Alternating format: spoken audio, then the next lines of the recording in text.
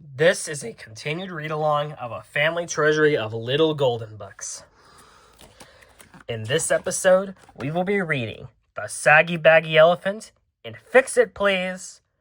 If you enjoyed this read-along, make sure to give a like, comment, and subscribe for more bookish vids and other vids I do here on the channel. But for now, let's continue the little treasury of golden books with The Saggy Baggy Elephant and Fix It Please.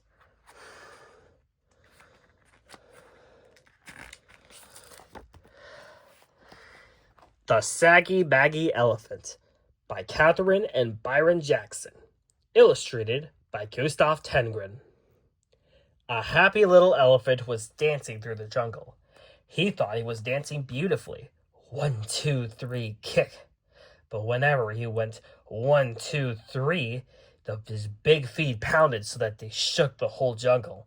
And whenever he went kick, he kicked over a tree or a bush. The little elephant danced along, leaving wreckage behind him, until one day he met a parrot. "Rock, why are you shaking the jungle all to pieces?" cried the parrot, who had never before seen an elephant. "What kind of animal are you, anyway?" The little elephant said, "I don't know what kind of animal I am. I live all alone in the jungle. I dance and I kick, and I call myself Suki. It's a good-sounding name, and it fits me, don't you think?" "Rock, maybe," answered the parrot. "But if it does, it's the only thing that does fit you. Your ears are too big for you, and your nose is way too big for you, and your skin is much, much too big for you. It's Saggy and Saggy. They should call you Saggy Baggy. Rock!" Suki sighed. His pants did look pretty wrinkled. "I'd be glad to improve myself," he said, "but I don't know how to go about it. What shall I do?" "Brock, I can't tell you. I never saw anything like you in all my life," replied the parrot. The little elephant tried to smooth out his skin. He rubbed it with his trunk. That did no good. He pulled up his pants legs, but they fell right back into dozens of wrinkles. It was very disappointing, and the parrot's saucy laugh didn't help a bit. Just then, a tiger came walking along. He was a beautiful, sleek tiger. His skin fit him like a glove.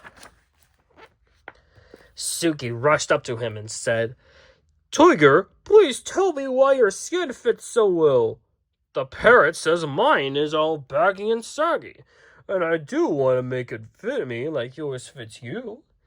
The tiger didn't care a foot about Suki's troubles, but he did feel flattered and important, and he did feel just a mite hungry. "My skin always did fit," said the tiger.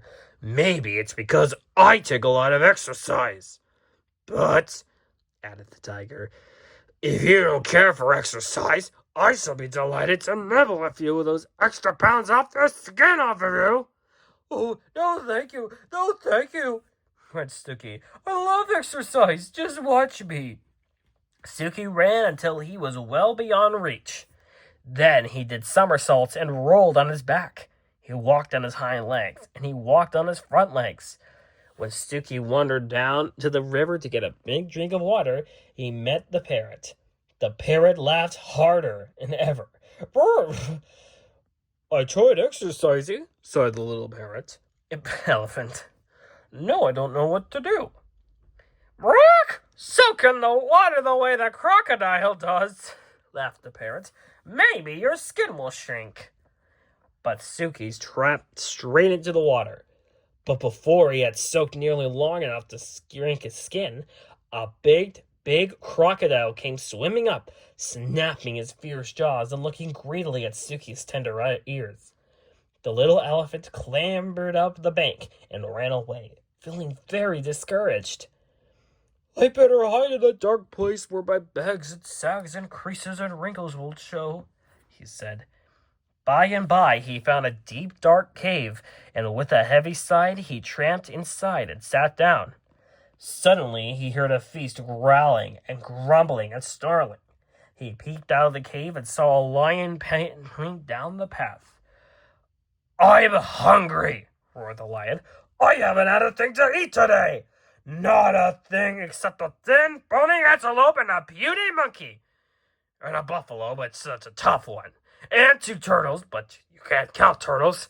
There's nothing but to eat. Between those saucers they wear for clothes. I'm hungry. I could eat an elephant! And he began to pass straight towards the dark cave where the little elephant was hidden. This is the end of me, sags, bags, wrinkles, and creases, thought Suki, and he let out one last trumpeting blow. Just as he did, the jungle was filled with a terrible crashing and an awful stomping. A whole herd of great gray wrinkled elephants came charging up, and the big hungry lion jumped into the air, turned around, and ran away as fast as he could go. Suki peered out of the cave, and all the big elephants smiled at him. Suki thought they were the most beautiful creatures he had ever seen. I wish I looked like you, he said. You do, grinned the big elephants. You're a perfectly dandy little elephant. And that made Suki so happy that he began to dance 1, 2, 3, kick, and through the jungle with all those big, brave, friendly elephants behind him. The saucy parrots watched them dance, but this time he didn't laugh, not even to himself. The end.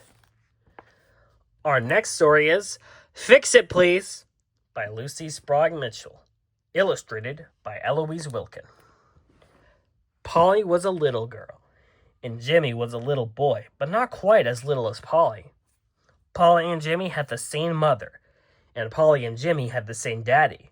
They were brother and sister. One day, Polly fell down, and her button popped right out of her overalls.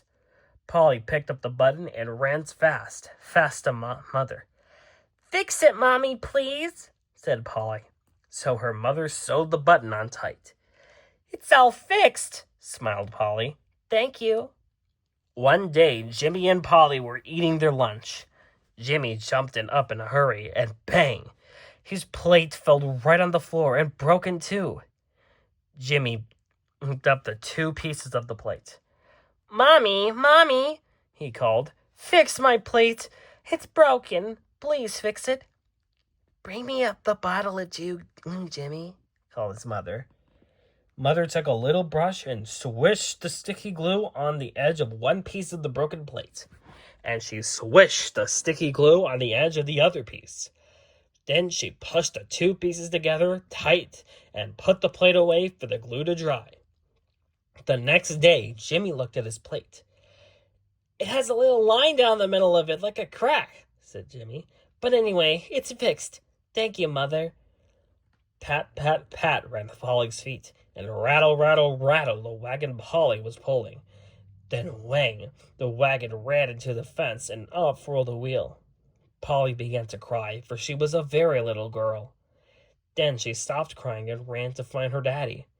My wagon broke, she said. Fix it, please, Daddy. So Daddy got a nut and some pliers. He put a part of the wagon through the hole in the wheel and turned the nut until the wheel was tight on the wagon again. It's all fixed, said Polly. It runs again. One day, Jimmy knocked his chair over. The chair fell with a crash, and one of the legs broke. Daddy, yelled Jimmy, my chair is broken. Please try to fix it. So Daddy got his tools, a saw, a hammer, and some nails. He took a new piece of wood and sawed it just the right size for a new leg for the chair. Then he nailed the new leg on the chair. Bang, bang. Jimmy sat down in the chair. It's all fixed, he said. I could sit on it. Polly had a rag doll named Dear Ann. One day, Dear Ann's arm came right off. Dear Ann has lost her arm, wailed Polly. So Mother brought her needle and thread. She sewed Dear Ann's arm on again. Dear Ann is all fixed, said Polly, and she gave Dear Ann a kiss. Jimmy's playsuit had no buttons. It had a zipper. Jimmy could pull the zipper up. Zip! One day the zipper stuck. It wouldn't pull up.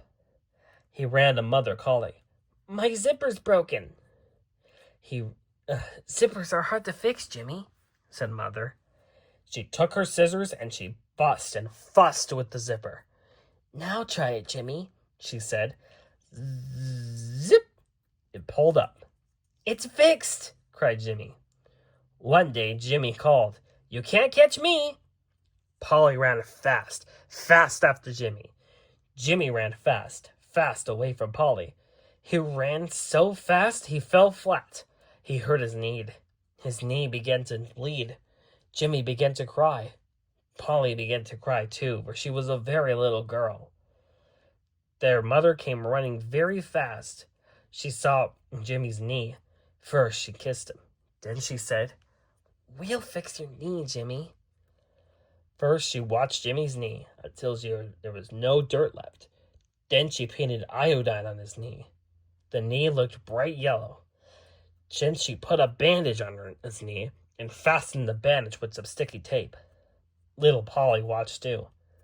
"I want a bandage too," she said. So Mother cut off a little piece of sticky tape and put it on Polly's knee.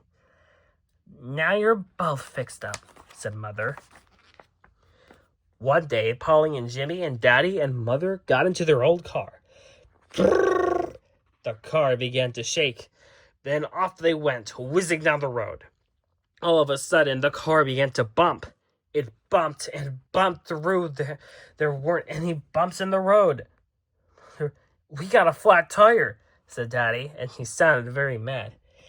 "We'll get out while you fix it," said Mother. So Dad got out the jack and put it under the car. He moved the jack up and down until the back wheels were off the ground. Then he took the flat tire off.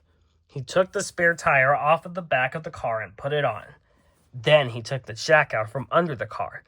His hands were dirty, his trousers were dirty, his face were dirty. "I hate to change a tire," he said. One day Jimmy felt sick. Then Polly felt sick. Mother put them both to bed. Then she went to the telephone and called the doctor. "Doctor," she said, "Jimmy and Polly are sick. Will you come to see them?" The doctor came. He had a little black bag. "Open your mouth and say, 'Ah,'" said the doctor. He looked at Jimmy's tongue and took his temperature. He looked at Polly's tongue and took her temperature. Then he opened his little black bag and took out some pink medicine. "Here, Jimmy," said the doctor. "This pink medicine will fix you up in no time." Jimmy swallowed the pink medicine. The doctor was right. The next day, Jimmy and Polly felt as frisky as two little puppies. "Do you know what I am going to be when I am big?" said Jimmy to Polly. "What?" said Polly. "The Fix-It Man," said Jimmy. "And I'll be the Fix-It Mommy," said Polly.